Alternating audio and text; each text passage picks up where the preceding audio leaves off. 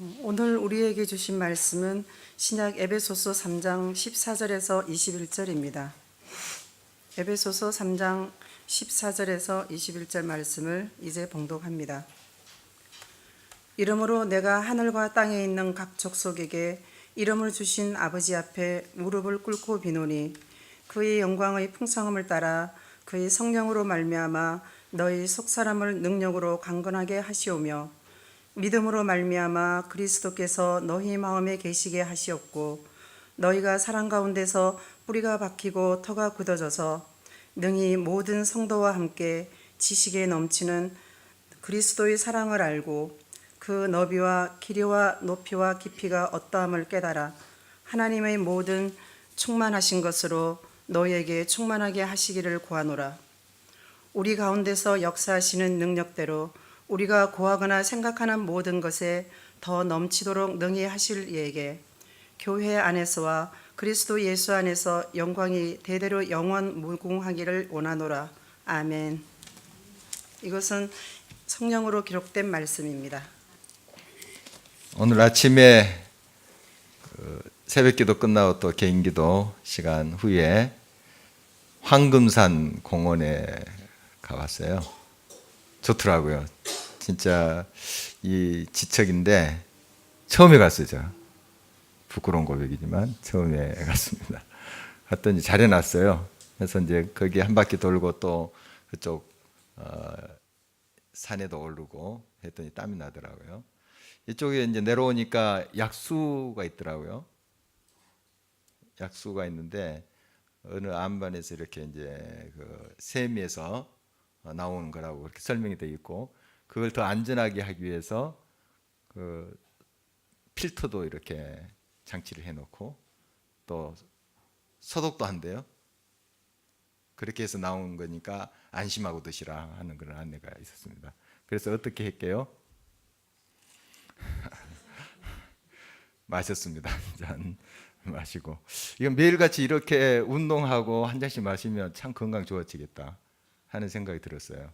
그래서 우리 성도님들의 얼굴이 좀 오락가락했습니다. 매일같이 이렇게 오셔서 운동하시고 그 한 바퀴만 돌아도 운동이 되겠더라고요.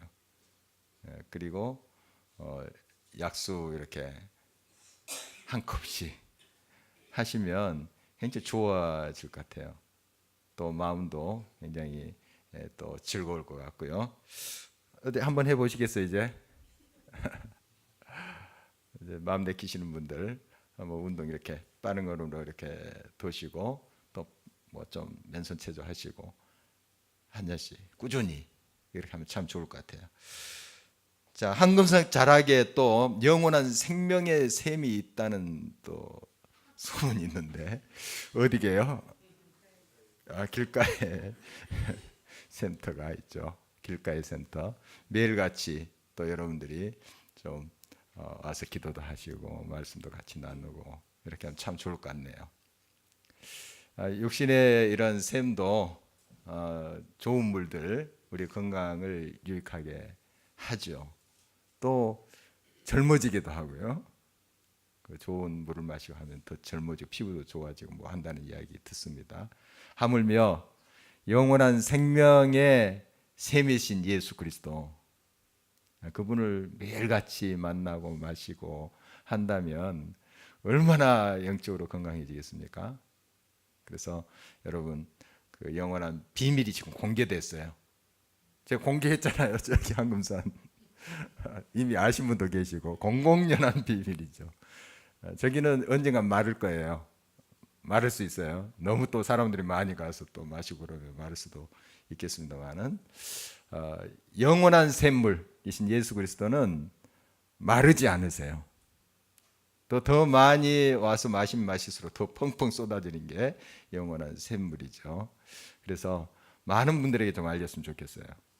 많은 분들에게 저 황금산 자락의 그 약수도 좀 알리시고 이렇게 많이 마셨으면 좋겠고, 더 귀한 거 영원한 샘물이신 예수 그리스도를 우리가 어떻게든 좀 소개하고 또 전하는 저와 여러분 됐으면 참 좋겠습니다. 그래서 지난 주일에 주간에 저희들이 수요일에 공개된 비밀에 대해서 같이 나눴죠. 예수 그리스도입니다. 복음이에요. 복음. 복음을 어떻게든 좀 우리가 이웃에 전하자 하는 내용을 같이 나눴습니다. 오늘은 이제 바울 사도가 에베소 교회 성도들에서 기도하는 내용이에요. 예수 그리스도에 대해서 이렇게 설명을 하고 그 영원한 비밀이신 예수 그리스도 그 복음을 다시 한번 상기시키면서 그 예수님께 가까이 가게 하는 그런 도전의 말씀이었고, 오늘은 내용이 이제 연결이 되죠. 그런 에베소 교회 성도들이 예수 그리스도의 그 우리를 향한 복음을 더 깊이 깨닫고, 그 복음의 핵심은 사랑이죠. 사실은 사랑에 대한 말씀을 강조합니다. 이걸 깊이 깨닫고 더 예수님 닮아갔으면 좋겠다 하는 기도예요. 중보기도인데 한번 살펴보도록 하겠습니다. 물론 하나님께 기도하고 있어요. 하나님께 기도하는데 어떤 하나님인가 하는 것이 오늘 본문에 구체적으로 고백되어져 있습니다. 14절 15절을 다시 한번 읽어보도록 하겠습니다. 이러므로 내가 하늘과 땅에 있는 각 족속에게 이름을 주신 아버지 앞에 무릎을 꿇고 비노니. 하나님을 어떤 하나님으로 그리고 있습니까? 이름을 주신 아버지, 이름을 주셨다. 무슨 뜻일까요? 이름을 주셨다. 하나님에 대한 묘사가 여러 가지일 텐데, 뭐 사랑의 하나님, 은혜의 하나님, 또 복의 하나님, 뭐 여러 가지 고백이 있을 텐데 이름을 주셨다고 해요. 이름을 주신 아버지 앞에, 하나님이죠. 하나님께 이렇게 우리가 기도한다 하는 내용인데, 이름이 뭘까요? 여기서 우리의 존재죠. 존재를 말합니다. 우리의 또 삶의 의미를 주신 거죠. 김춘수 시인의 꽃이라는 시가 생각이 나더라고요. 이 말씀 보니까 한번 다시, 여러분 잘 아실 텐데 제가 다시 한번 앞부분 읊어보도록 하겠습니다. 내가 그의 이름을 불러주기 전에는 그는 다만 하나의 몸짓에 지나지 않았다. 내가 그의 이름을 불러주었을 때 그는 나에게로 와서 꽃이 되었다. 어쩌면 주님이 우리의 이름을 부르지 않으면 그냥 하나의 몸짓에 불과한 존재들이 아니었나. 그러나 주님이 내가 너를 안다. 누구야 누구야 이름 부르면서 우리의 이름을 부르시죠. 지금도.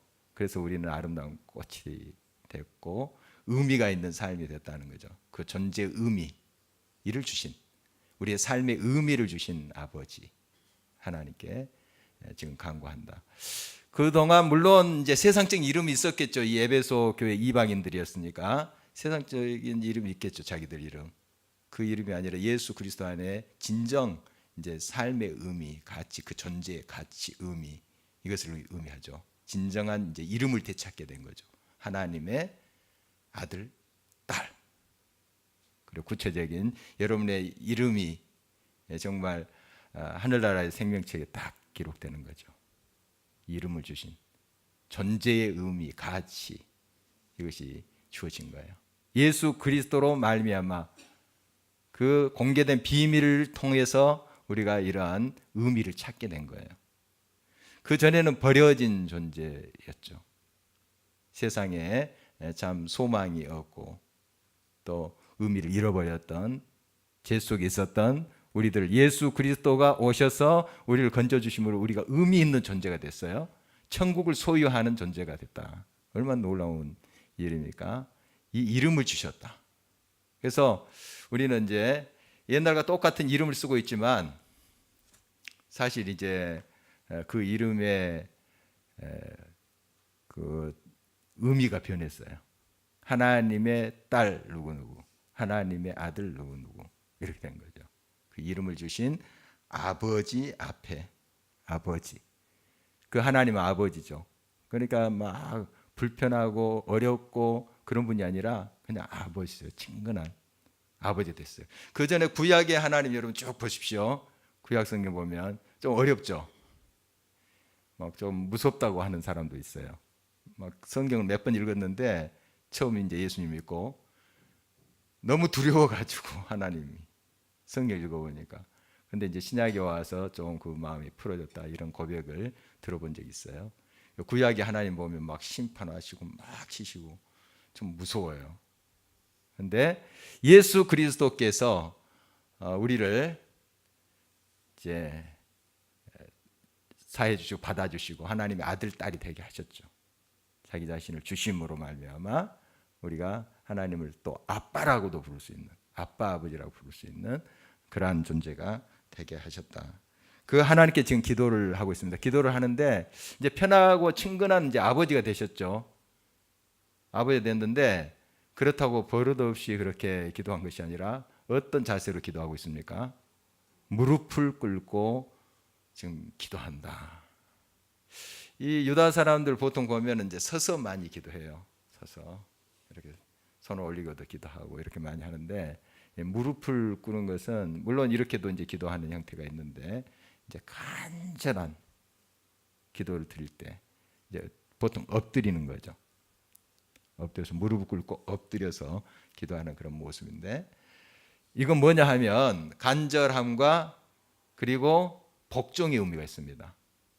어떤 사신이 왕한테 왔어요. 다른 나라 사신이 와가지고 딱 엎드려서 배야를 하는 거죠.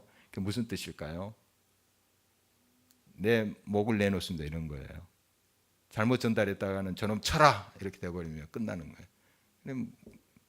우리가 하나님 앞에 엎드려서 기도한다는 건 그런 각오로 기도하시는 거죠. 하나님 처분대로 하십시오. 이게 엎드려서 기도하는, 무릎 꿇고 기도하는 의미가 여기 있는 거죠. 내 뜻대로 마옵시고 아버지의 뜻대로 하옵소서 이거예요. 무릎을 꿇는다는 간절함도 있지만 주님의 뜻대로 하옵소서, 주님의 처분대로 하옵소서, 말씀대로 내가 순종하겠습니다, 복종하겠습니다 하는 것이 이 무릎을 꿇고 기도하는 내용인 것이죠. 그래서 이렇게 간절한 마음으로 지금 바울이 기도를 하고 있습니다. 기도를 하는데 그 내용이 뭔가 하는 거예요. 내용은 이제 크게 두 가지로 볼 수 있습니다. 한 가지는 속 사람이 그 성령의 능력 안에서 강건해지기를, 에베소 교회 성도들이 속 사람이 건강해지기를, 또 다른 말로 하면 그게 이제 사랑이 풍성한 삶으로 이어져요. 이 두 가지를 기도하는데 이게 별개의 것이 아니고 속 사람이 강건한 사람은 사랑의 성품이 나오게 돼 있어요. 사랑의 성품이 있는 사람은 속 사람이 강건한 사람이에요. 이렇게 볼 수 있어요. 크게 이제 이렇게 두 가지로 이야기하지만 서로 통하게 돼 있습니다. 먼저 속 사람이 능력으로 강건하게 해달라 하는 기도를 드리고 있습니다. 16절 계속해서 볼까요? 그의 영광의 풍성함을 따라 그의 성령으로 말미암아 너희 속 사람을 능력으로 강건하게 하시오며. 우리 육신을 강건하기 위해서 뭐 운동도 하시고 또 한금산도 오르시고 약수도 또 잡수시고 이렇게 하시죠. 건강관리 많이들 하세요. 또 심지어 뱀탕까지 드시는 분도 계시더라고요. 게소주도 드시고 이렇게 하시는데 건강을 위해서 그런 거 아니겠어요? 자기 육신의 건강을 위해서, 강건함을 위해서 많이 노력들 하는데 우리의 속사람을 위해서 얼마나 우리가 노력할까? 속사람, 마음, 이 속사람, 영을 말하는 거죠. 영, 우리의 영의 강건함을 위해서 우리가 얼마나 많은 예를 쓰고 있나 하는 거 좀 살폈으면 좋겠습니다. 우리의 속사람이 강건해져야 돼요. 물론 육체의 강건함 속에 또 정신의 또 건강함이 따라올 수 있어요.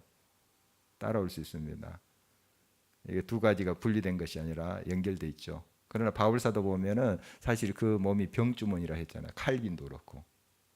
그러나 그 영혼은 굉장히 강건한 것을 볼 수 있어요. 육신이 연약하더라도 또 정신이라든지 영적인 면에서 강건한 그런 경우가 있어요. 그러나 속이 무너지면 끝나는 거예요. 속 사람이 영이 병들며 부패해지면 다 무너지는 겁니다. 그러니까 요한 3서 2절에도 요한 사도가 그런 이제 축복을 하는 것을 보게 되죠. 사랑하는 자여, 내 영혼이 잘된 같이 내가 범사에 잘되고 강건하기를 내가 간구하노라. 순서가 참 중요해요. 속사람, 영혼이 강건해지고 잘되고, 그 다음에 모든 것들이 좀 잘되고 또 건강해지기를 원한다 하는 거 보면 성경에 쭉 흐르는 것이 이 영혼에 대한 또 속사람에 대한 강조가 많아요. 육체적인 건강도 중요하지만 이 속사람, 영혼의 건강을 굉장히 강조하면서 도전하고 있는 것을 보게 되는데, 이 속사람이 우리가 강건해져야 됩니다. 지금 점점 이 세태가, 옛날에도 그랬지만 속사람이 약해져요. 굉장히 이 대가 굉장히 가늘어지고 부러지기 쉽고 약하게 지금 되어가고 있습니다.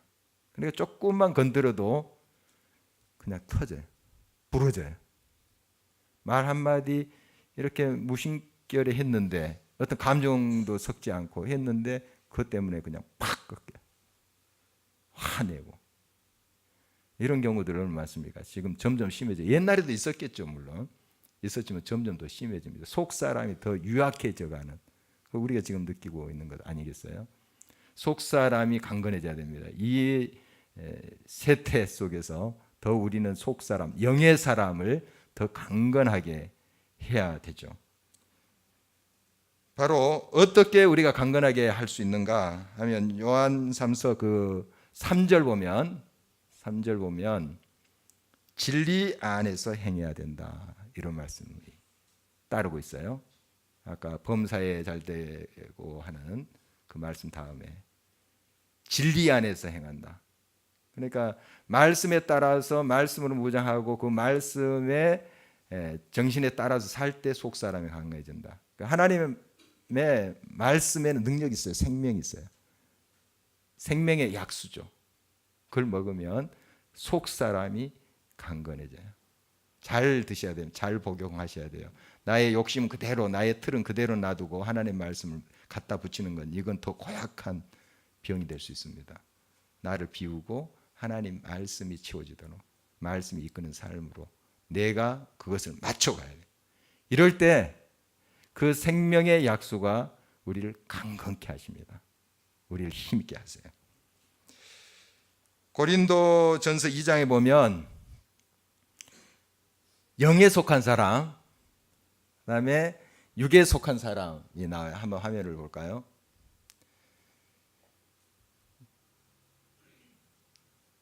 영에 속한 사람, 육에 속한 사람. 영에 속한 사람은 영적으로 강건한 사람이고, 육에 속한 사람은 반대죠. 영적으로 취약한 사람이에요. 어떤 사람입니까? 첫 번째, 영에 속한 사람은 자유함이 있어요. 자유함. 주님 중심의 삶을 살아요. 그 특징이 그래요. 주님 중심. 영에 속한 사람은. 육에 속한 사람은 어떤 사람일까요? 예, 그렇죠. 자기 중심이에요. 자기 중심. 이게 굉장히 요즘 많아요. 자기 중심. 이기적인 거. 굉장히 취약합니다. 그러니까 뭔가 조그만 자극에도 팍 꺾여버려요. 참지를 못합니다. 쓰러져요. 그 다음에 영에 속한 사람은 참된 자유가 있죠. 예. 제가 여기 기록한 거랑 조금 다릅니다. 제가 이렇게 적어줬어요. 저게 잘 된 거예요. 제가 원고에 했는데 제가 원고를 못 고친 것 같아요. 예. 맡긴다. 맡기니까 참 자유함이 있어요. 이제 하나님께 맡기는 거죠. 안 맡기니까 내가 그거 막 붙잡고 막 바둥바둥 하니까 굉장히 그 부자유함이 있죠. 맡긴 거죠. 하나님께 맡깁니다. 요셉도 하나님께 다 맡기죠. 막 억울함과 그런 힘든 그 과정 속에서 그거 막 붙잡고 신음하면 속병 걸리겠죠. 그냥 불 형들을 언젠가는 내가 복수해야지. 저 보디발의 안에 너 죽고 나 죽자. 이렇게 될 거 아니에요. 그러나 그거 모든 거 하나님께 맡긴 거예요. 자기의 장래, 자기의 모든 거 상황을 지금 자기의 마음까지 모든 환경을 맡겨버린 거죠. 그러니까 그 감옥 안에서도 자유함이 있었어요. 그래서 열심히 또 거기서 일하니까 인정도 받고 하잖아요. 그 자유함은 맡김에서 와요. 그런데 육에 속한 사람은 어떨까요? 욕심. 예. 안 맡기니 다 챙기려요. 다 붙잡으려요. 못 놓은 거예요. 못 놔요. 걱정, 근심까지 안 주려고 그래요. 다 붙잡는 거예요. 막 끌어다가. 걱정, 근심은 좀 이렇게 던져버려야죠. 다 던져버리고 내버리고 이렇게 해야 되는, 그것까지 막 챙기려고 하는 거예요. 그러니까 얼마나 삶이 고달프겠어요. 그리고 영에 속한 사람, 참된 성결함이 있습니다. 삶 속에 거룩함이 있죠. 하나님의 영이 계시기 때문에. 하나님의 영은 성령, 거룩한 영. 그러나 육에 속한 사람은 부패해지겠죠. 지금 겉은 꾸며서 화려하게 있을 수 있지만 그러나 결국 그 안에가 썩어 들어가요. 그래서 결국 망하게 되는 것이 육에 속한 사람의 특징이죠. 그래서 바울은 저 사실 철저히 알고 있었습니다. 고린도 교회뿐만 아니라 또 지금 에베소 교회에 보내는 편지에서 속사람, 영에 속한 사람, 그 속사람이 강건케 되기를 원하노라. 이것을 지금 강조하고 있는 것입니다. 바로 영광의 풍성한 그 하나님을 바라보면서 하나님께 속할 때 하나님께 얼마나 풍성하게 그의 삶을 부어주시고 책임지시고 인도하시는가, 그가 실제로 경험하고 또 도전하는 사람들이 이런 경험을 하는 것을 그가 목도해 왔기 때문에 또 이렇게 강조를 하고 있습니다. 그런데 왜 이런 풍성한 삶, 영에 속한 풍성한 삶을 사람들이 살지 못하느냐? 그건 바로 아까도 말했다시피 믿고 맡기지 못하기 때문에 그렇습니다. 우리가 이제 영에 속한 사람으로, 그리고 하나님의 성령으로 충만한 그런 삶으로 살아갈 때 바로 이것이 예수 그리스도가 우리 안에 계신다, 내주한다 하는 것하고 같은 말이에요. 17절 볼까요? 17절 함께 읽겠습니다. 믿음으로 말미암아 그리스도께서 너희 마음에 계시게 하시옵고 너희가 사랑 가운데서 뿌리가 박히고 터가 굳어져서. 그러니까 그리스도께서 우리 마음에 계신다, 내주하신다 하는 표현을 우리가 많이 듣잖아요.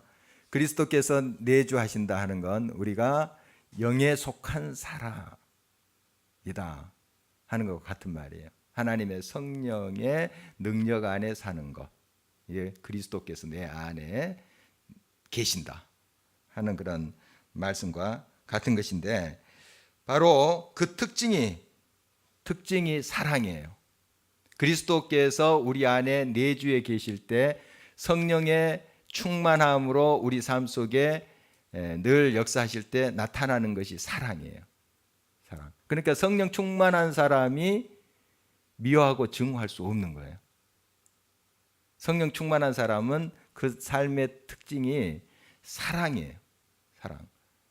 진정으로 사랑하는 사람이 성령 충만한 사람이에요. 그런데 성령 충만하고 막 한다는 사람이 그냥 다른 사람을 미워하고 용서치 못하고 또 마음에 안 드는 사람 흘겨보고 저 집사람 꼴보기 싫다 이런 마음 이렇게 갖고 그럴 수 없다는 거예요. 성령 충만한 사람이. 예수 그리스도께서 내 주에 계시는데, 내 마음속에 계시는데 다른 사람을 미워할 수 있겠어요? 없죠. 그 예수 그리스도가 내 안에 계시는 것은 사랑인데, 그 사랑이 머물러 있는 것인데, 사랑이 머물러 있는데 그런 마음 품을 수 있겠어요? 미움, 증오, 복수 이런 것이 내 마음에 있을 수 있겠습니까? 그래서 성령 충만하다, 그리스도께서 내 마음속에 계신다, 내주하신다 하는 그런 삶의 특징은 사랑이에요. 사랑. 계속해서 이제 그 이후로 그 사랑에 대해서 이야기하면서 하나님 앞에 간구하고 있는 모습인데요. 자, 우리가 이 사랑은 계속 듣고 있는 말이죠. 강조하고 있는 말이고, 그러나 이 사랑만큼 힘든 게 또 없어요. 여러 가지로 또 표현을 해보지만 사랑을 우리가 다 이야기할 수도 없고 할 수도 없고 그런 게 또 사랑이기도 합니다만은, 그러나 우리가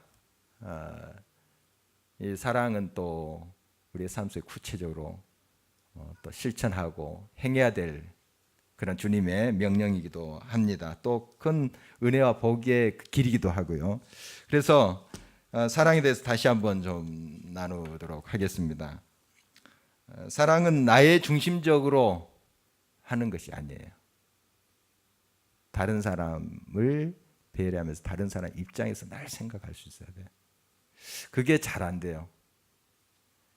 너한테 좋으니까 이거 해야 하고 자식들한테 이야기하죠. 그런데 그 자식을 망치는 길이 될 수 있어요. 지난번에 그 한 기사에 나온 것 제가 주일 설교 때도 소개를 한 적이 있는데, 그 성균관대 교수 이야기 한 적이 있습니다.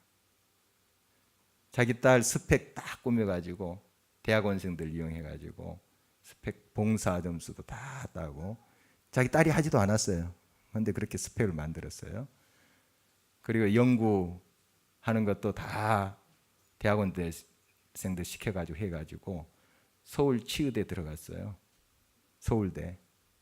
굉장한 곳이죠. 그렇게 들어갔어요. 딸도 또 그래요. 이거 엄마 이런 짓 하지 마세요 이래야 되는데, 딸도 그냥 그래가지고 들어갔어요. 그 논문도 저명한 학술지에 발표했어요.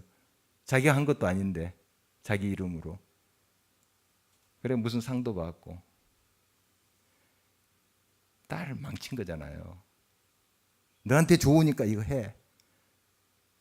근데 좋은 거였어요 그게. 그렇게 해서 성공하면 못합니까? 그렇게 해서 정말 다른 사람이 추앙하고 받들면 못합니까? 다 썩어져 가는 것들인데요. 그래서 우리가 이제 사랑을 할 때 자기식대로 사랑, 이건 내려놓으셔야 돼요. 상대방이 어떤 생각을 하고 어떠한 마음을 갖고 있는 것을 잘 배려할 줄 아는 그런 사랑이 필요한 거죠.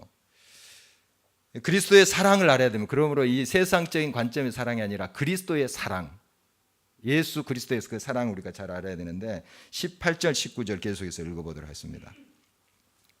능히 모든 성도와 함께 지식에 넘치는 그리스도의 사랑을 알고 그 너비와 길이와 높이와 깊이가 어떠함을 깨달아 하나님의 모든 충만하신 것으로 너에게 충만하게 하시기를 구하노라. 그리스도의 사랑을 아는 것이 매우 중요합니다. 절대적으로 중요해요. 사실 우리의 사랑이 아니라 그리스도의 사랑. 그리스도의 사랑 우리가 많이 묵상한 거죠. 다 주는 사랑, 또 다가가는 사랑, 다함이 없는 사랑. 기억하신가요? 3다 사랑이라고 제가 표현을 해봤었는데, 다 주는 사랑, 다가가는 사랑, 다함이 없는 사랑. 그래서 그 넓이와 깊이와 높이와 너비, 그것을 총체적으로 더 깨달아가고 이렇게 하는 것이 우리 이제 사랑을 닮아가는 사람들의 모습입니다. 우리들의 모습이죠. 이 그리스도의 사랑을 알아가는, 닮아가는 그런 삶의 모습이죠. 이런 게 우리들에게 구체적으로 우리의 삶 속에 작동을 해야 됩니다. 늘 우리가 서툴어요, 사랑에. 또 이 그리스도의 사랑을 닮아간다고 하지만은 또 실수할 때도 있고, 나의 식대로, 나의 주관대로 할 때도 있고. 그러나 깨달은 게 중요해요. 이게 그리스도의 사랑이 아니구나. 내가 생각하는 나의 판단으로 하는 사랑이었구나. 깨닫고 빨리 고치셔야 돼. 빨리. 서툴더라도, 실수하더라도 이 사랑은 하면서 배워가요. 그러니까 우리가 이제 깨달아가지고 그리스도의 사랑, 예수님 얼마나 나를 사랑하시고 나를 위해서 모든 것을 다 주셨나, 이제 깨달아가지만 이런 깨달음을 삶 속에서 가정에서부터 공동체에서부터 실천해 가야 돼요. 한번 서툴더라도 표현해 본 거예요. 좀 다가가서 어색하잖아요. 그렇지만은 어디 사세요? 우리 교인들이 뭐 대형 교회가 아니기 때문에 많지는 않습니다만은 몇 년 지났는데도 저분이 우리 교회 다니는가. 이번 어제도 이제 그 장례식장 가서 우리 임정아 집사님 저기 앉아 계시는데 못 알아보는 게 있었어요. 죄송합니다. 그래서 내가 우리 교회 오신 지 한 4년 되셨죠. 4년 되셨는데 모르신가요? 그분도 한 5, 6년 되신 분인데 우리 교회가 그렇게 큰 교회도 아닌데 굉장히 뭐 몇천 명 모인 교회도 아닌데 그런 경우가 있어요. 또 1부 예배, 2부 예배 따로따로 이렇게 들으신 분, 또 3부 예배 따로따로 들으신 분 좀 만날 기회가 없잖아요. 그러니까 또 그런 경우도 생기긴 하지만 좀 다가가서 좀 어색하잖아요. 처음 보는 사람들 어색하지만 이렇게 안면 있으면 인사도 하고 또 이름도 좀 물어보고 좀 이래 있어야 되는데 이렇게 이제 하시는 거예요. 구체적으로. 이러면서 알아가는 거죠. 우리가 그리스도의 사랑을 뭐 깨닫고 깊이, 넓이, 높이 사실 그것을 어떻게 우리가 헤아려요? 우리 형제 자매들 안에서 그 사랑의 행함 이걸 통해서 그걸 조금씩 깨달아가는 거죠. 하고 주님의 사랑이 이렇게 큰구나. 또 서로 이렇게 알게 되고 서로 통하게 될 때 오는 기쁨, 삶의 나눔에서 오는 그런 기쁨, 이게 또 사랑의 기쁨이 아닌가 이런 걸 조금씩 우리가 느껴가는 것 아니겠습니까? 서툴더라도 좀 하세요. 서툴더라도. 지난번 어머니 기도에 갔던 한 분이 그런 이야기를 하셨어요. 이제 청년 아드님인데 교회 안 다녀요. 그게 이제 평생 기도 제목인데 교회 다녀서 예수님 믿고 하는 게 제 1차 기도 제목인데 그분이 아들이 최근에 이런 이야기를 했대요. 이제야 엄마가 예수 믿는 사람 같이 보인다. 그런 이야기 했대요. 이제야 이제 엄마가 예수님 믿는 사람 같이 보인다. 굉장히 행복해하면서 그 고백을 하더라고요. 그동안 어떻게 생각했을까? 저래가지고 예수님 뭐 믿는다 하는 사람이 이렇게 좀 판단을 하지 않았을까? 세상 사람은 똑같지 않나? 뭐 더 할 수도 있고 아마 이런 생각을 했지 않나 싶은데요. 얼마나 기뻤는지 그 여러 사람들 앞에서 고백을 하더라고요. 아들이. 그러니까 자기도 느끼지 못했는데 아들 보기에 옛날 하던 말투가 조금 변했는지 또 대하는 태도가 어떻게 변했는지 이제야 예수님 믿는 사람 같이 보인다. 굉장히 큰 위로고 용기를 주는 말이죠. 억지로 뭐 꾸며서 그렇게 아들이 이야기하지 않을 거예요. 뭐 솔직하게 이렇게 이야기했을 것 같은데 정말 서툴들을 하세요. 서툴들 하시고 하시다 보면 우리가 닮아가게 돼 있어요. 이 실천을 안 하면 생각으로 예수 그리스도의 사랑 막 그냥 깨닫고 머릿속으로 이렇게 하지만은 실제적으로 우리가 다가가서 형제 사랑의 실천이 없으면 안 돼요. 잘 안 돼요.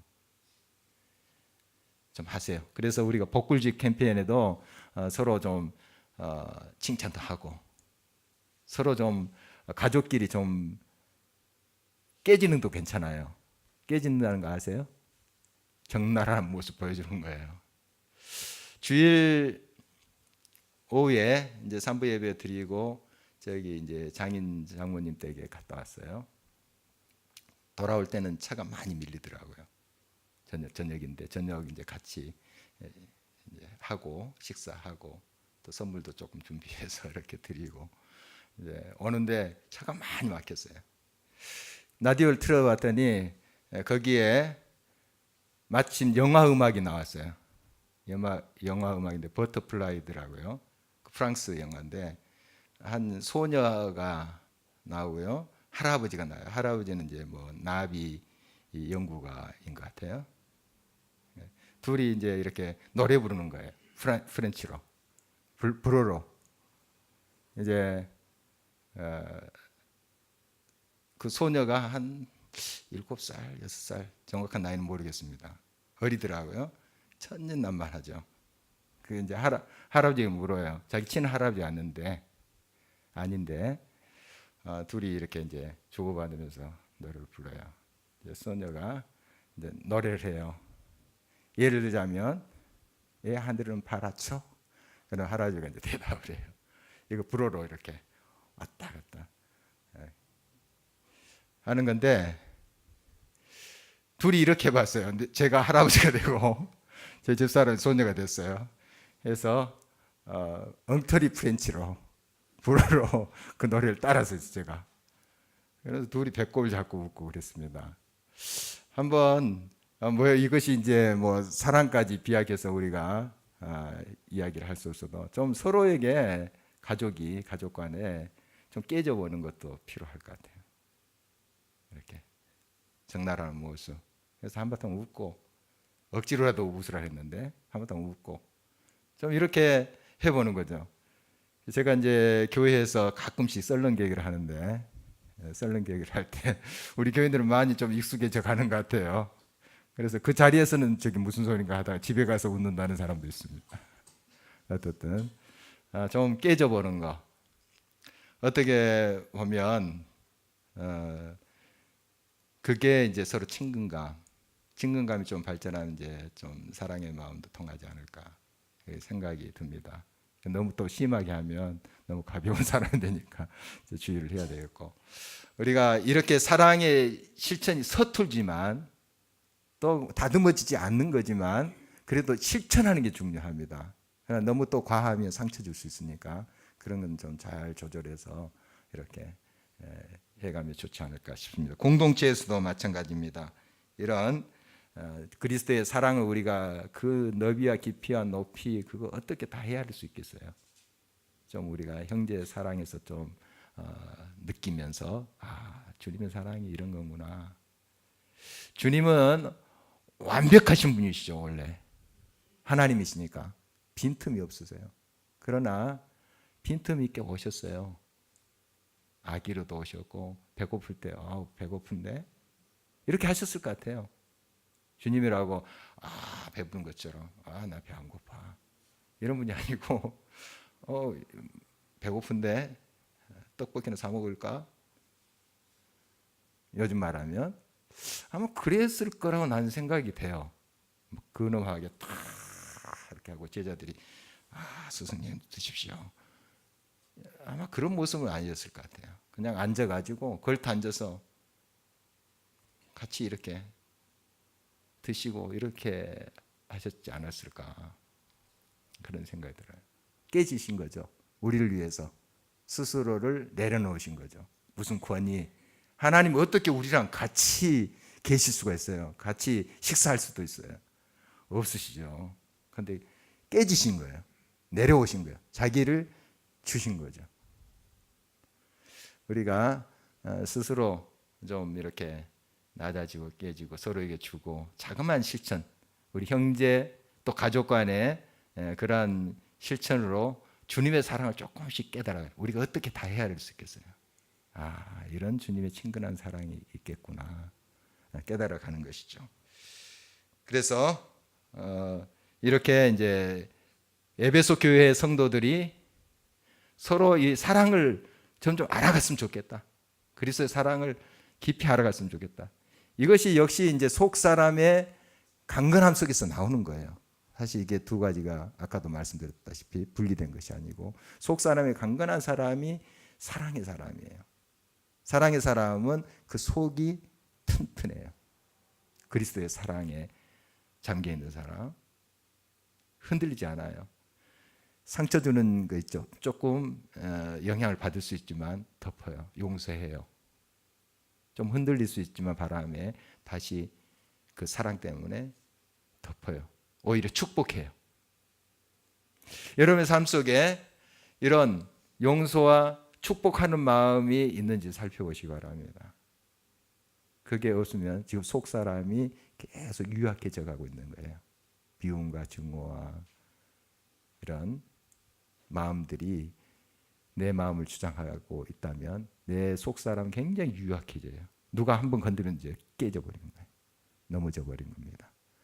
그래서 속 사람이 강건하다는 것은 사랑으로 충만한, 그리스도의 사랑을 알아가는, 완벽할 수는 없지만 그 사랑을 닮아가는 그런 삶이다 하는 것이에요. 이제 마지막으로 결국 이 에베소 교회 성도들이 어떤 사람이 되었으면 좋겠나 하는 결론적인 말씀인데요. 한마디로 말하면 그 하나님께 모든 영광을 돌리는 삶, 이것을 위해서 기도하고 있어요. 한번 20절 21절 다시 한번 읽어보도록 하겠습니다. 우리 가운데서 역사하시는 능력대로 우리가 구하거나 생각하는 모든 것에 더 넘치도록 능히 하실 이에게 교회 안에서와 그리스도 예수 안에서 영광이 대대로 영원 무궁하기를 원하노라. 누구에게요? 더 넘치도록 능히 하실 이에게. 누구죠? 하나님이죠. 우리에게 이름을 주신 그 하나님, 사랑을 주셨죠. 의미를 주셨죠.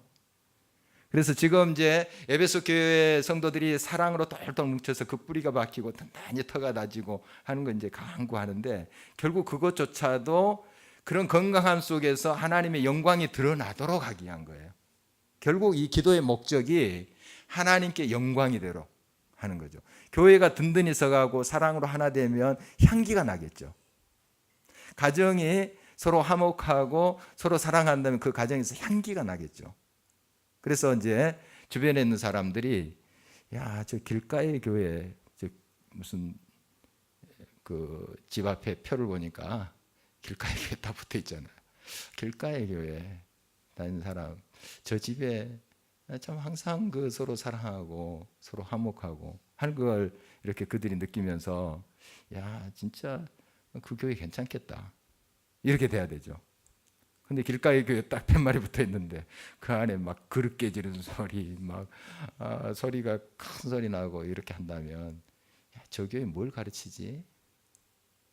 그러지 않겠어요? 하나님 이제 욕을 먹죠.